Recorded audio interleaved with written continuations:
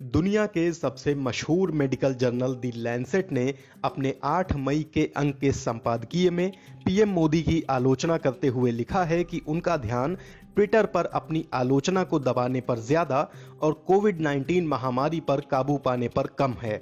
Journal ने लिखा, ऐसे मुश्किल वक्त में मोदी की अपनी आलोचना और खुली चर्चा को दबाने की कोशिश माफी के काबिल नहीं है।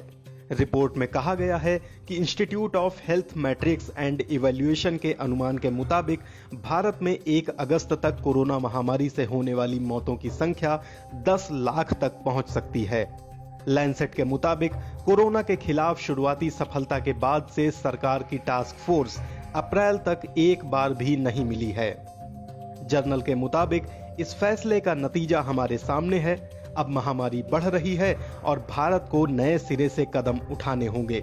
इसकी सफलता इस बात पर निर्भर करेगी कि सरकार अपनी गलतियों को मानती है और देश को पारदर्शिता के साथ नेतृत्व देती है या नहीं। जर्नल के मुताबिक वैज्ञानिक आधार पर पब्लिक हेल्थ से जुड़े कदम उठाने होंगे।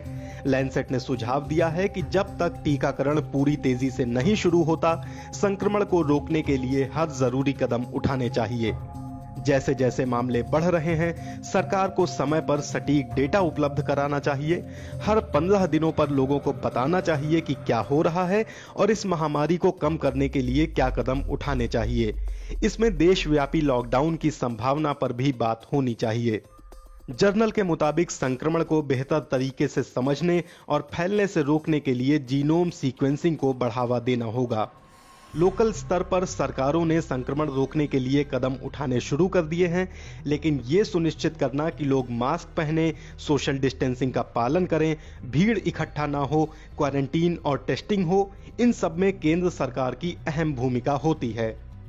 जर्नल में कहा गया है कि टीकाकरण अभियान में तेजी लाने की जरूरत है। अभी सामने 2 बड़ी चुनौतियां हैं, वैक्सीन की सप्लाई को बढ़ाना और इसके लिए डिस्ट्रीब्यूशन सेंटर बनाना जो गरीब और ग्रामीण इलाके के लोगों तक पहुंचे, क्योंकि ये देश की 65% आबादी है और इन तक स्वास्थ्य सेवाएं नहीं पहुंचती। सरकार को लोकल और प्राइमरी स्वास्थ्य केंद्रों के साथ मिलकर काम करना चाहिए। जर्नल में भारत के अस्पतालों की मौजूदा स्थिति और स्वास्थ्य मंत्री के उस बयान का भी जिक्र है जिसमें उन्होंने कहा था कि भारत महामारी के अंत की ओर बढ़ रहा है। जर्नल के मुताबिक कुछ महीनों तक मामलों में कमी आने के बाद सरकार ने दिखाने की कोशिश की कि भारत ने कोविड को हरा दिया है। सरकार ने दूसरी लहर के खतरों और नए स्ट्रेन से जुड़ी चेतावनियों को नजरअंदाज किया। संपादकीय के अनुसार चेतावनी के बावजूद सरकार ने धार्मिक आयोजन होने दिए जिनमें लाखों लोग जुटे। इसके अलावा चुनावी रैलियां भी हुई। जर्नल में सरकार के टीकाकरण अभियान की भी आलोचना की गई। लैंसेट ने लिखा, केंद्र के स्तर पर टीकाकरण अभियान भी फेल हो गया। केंद्र सरकार ने टीकाकरण को बढ़ाने और 18 साल से ज्यादा उम्र के सभी लोगों को टीका देने के बारे में राज्यों से सलाह नहीं ली और अचानक पॉलिसी बदल दी। इससे सप्लाई में कमी हुई और अव्यवस्था फैली। जर्नल के मुताबिक महामारी से लड़ने के लिए केरल और ओडिशा जैसे राज्य बेहतर तैयार थे। वो ज्यादा ऑक्सीजन का उत्पादन करके दूसरे राज्यों की भी मदद कर रहे हैं।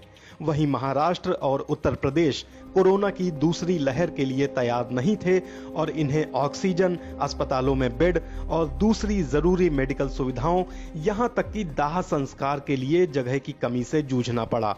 लैंसेट में लिखा गया है कि कुछ राज्यों ने बेड और ऑक्सीजन की डिमांड कर रहे लोगों के खिलाफ देश की सुरक्षा से जुड़े कानूनों का इस्तेमाल किया।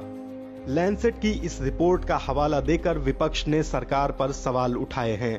कांग्रेस के नेता और पूर्व वित्त मंत्री पी चिदंबरम ने ट्विटर पर लिखा, लैंसेट के संपादकीय के बाद अगर सरकार में शर्म है तो उन्हें देश से माफी मांगनी चाहिए। उन्होंने स्वास्थ्य मंत्री हर्षवर्धन के इस्तीफे की भी मांग की। कांग्रेस नेता जयराम रमेश ने लिखा, सरकार में ढिंढोरा पीटने वाले पहले लैंसेट की रिपोर्ट के संपादकीय का इस्तेमाल अपनी तारीफ के लिए कर चुके हैं। टीएमसी की सांसद महुआ मोइत्रा ने लिखा, खुद से लाई एक नई राष्ट्रीय आपदा, ये कहना है लैंसेट का। इससे कोई फर्क नहीं पड़ता कि बाबा रामदेव को लगता है कि आप बहुत अच्छा काम कर रहे हैं।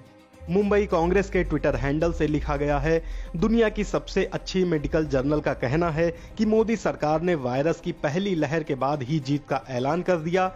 सरकार ने देश को दुनिया भर में हंसी का पात्र बना दिया।